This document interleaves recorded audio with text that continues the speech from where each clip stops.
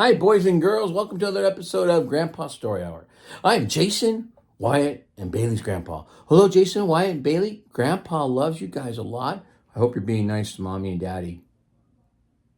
All of you boys and girls should be nice to mommy and daddy.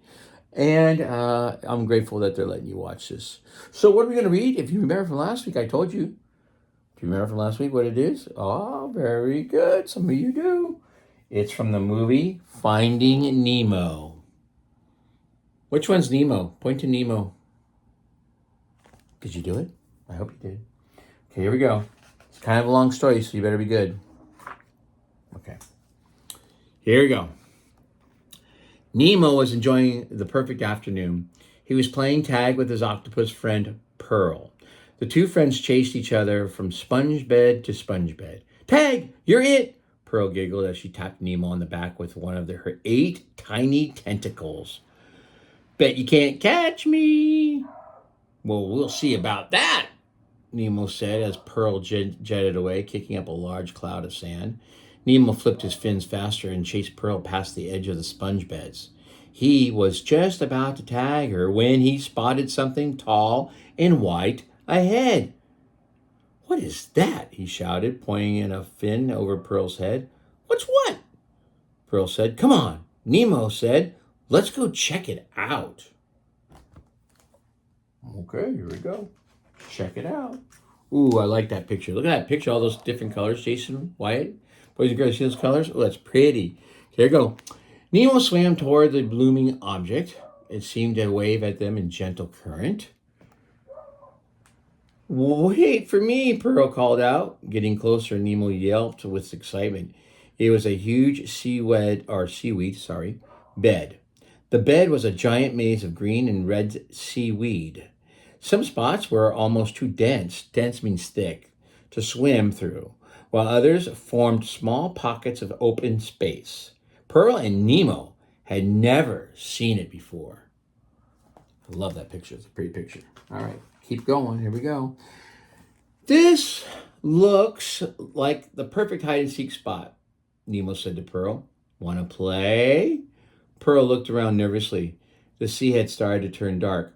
I would love to, Nemo, but I think we should head home. It's getting late, and both our dads will be wondering where we are.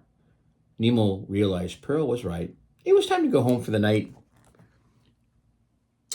When Nemo got back to his sea anemone. Okay. His father was waiting. They had dinner, and Nemo told him about his afternoon playing with Pearl and finding the seaweed bed. Seaweed bed. That's hard to say. I'm getting seaweed bed. That sounds like a neat place, Marlin told his son, but now it's time for bed. Oh, come on, Dad, Nemo protested. Can't I just stay up a little bit longer? Marlin shook his head. Try to get some sleep, son. It's funny that his name is Marlin because Marlin's another fish. Okay, here we go. Nemo settled into bed and closed his eyes. He told himself a long bedtime story. He thought about boring things like math class. He even counted dolphins, but he still wasn't sleepy. Finally, Nemo got up and swam to his father. Dad, I can't fall asleep. I've tried, but I just can't. So I was thinking. Marlin looked up at his son. Thinking, you say? He replied, trying not to smile. He had a pretty good idea what Nemo had been thinking. What exactly were you thinking, son? He asked anyway. I think you and I should go to seaweed bed now. That way you'll know it's safe and I can go there tomorrow and play with my friends. I promise. When we get back, I'll go right to bed. Please, Nemo begged. Marlin looked at his son's hopeful face. Seeing the seaweed bed for himself did seem like a good idea. All right, he said finally, let's go take a look at this new find of yours. Yes, Nemo shouted, flipping all over in excitement. Let's go!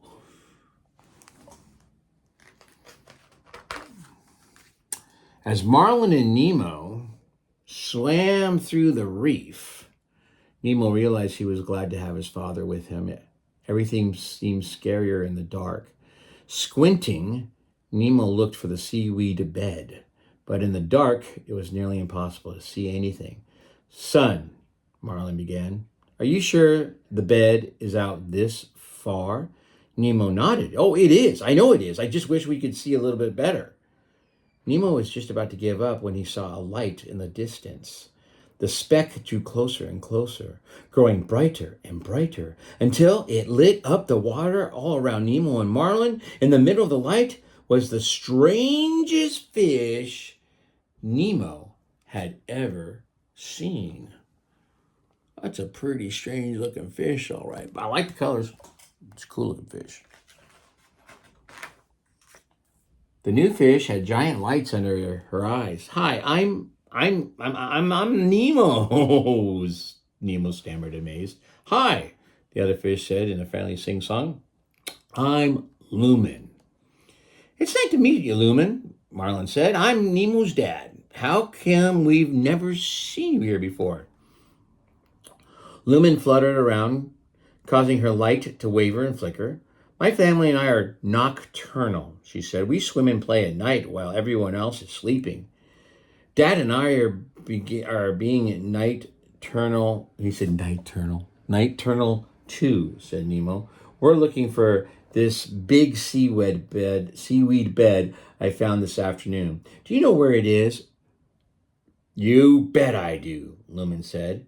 That's where I live. Follow me. Well, it's nice of Lumen. Oh, I like the colors again. Lumen led Nemo and Marlin to the seaweed bed. Do you want to play a game? She asked. Yeah, Nemo shouted. Can we, Dad? Please. Marlin nodded. Just stay out here in the open, he said. I'm going to go have a look around. While the kids played, Marlin explored the seaweed bed to make sure it was safe. Behind him, he could hear his son counting down from 100. Don't peek, Marlin heard Lumen shout as she swam off to find a good hiding place.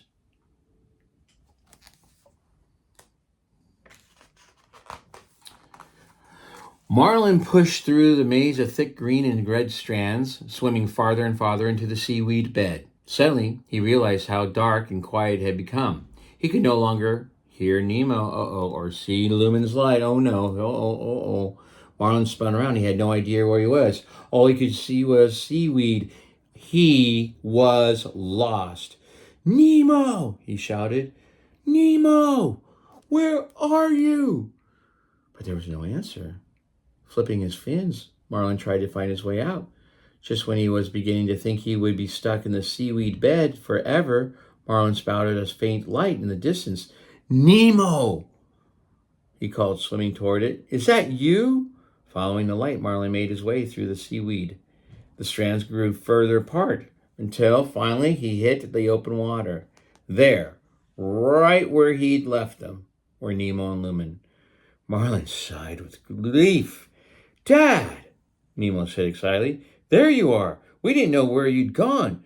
Don't you know better than to go swimming off by yourself in the dark? Kind of funny. Marlin smiled. I guess I should have followed my own advice. Nemo gave Marlin a hug. I'm just glad that we found you, Dad. Together, the two said good night to Lumen. As they swam home, Marlin let out a big yawn. Nemo looked at his father.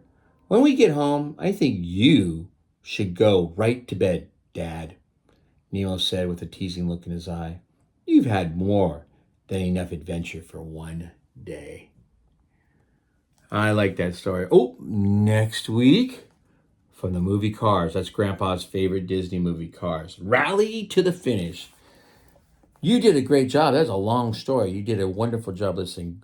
Mom, Dad, Grandma, Grandpa, Auntie, Uncle, thank you so much for allowing me to read to your child today. We do have a Venmo account. It's in the description. We'd love to have some financial support to keep this going and buy more books. We need to get more books. Wyatt, Jason, Bailey, Grandpa loves you. Thanks a lot. Thank you, Mommy and Daddy, for letting me read to your children. All right, everybody. Have a great day. God bless, and I love you.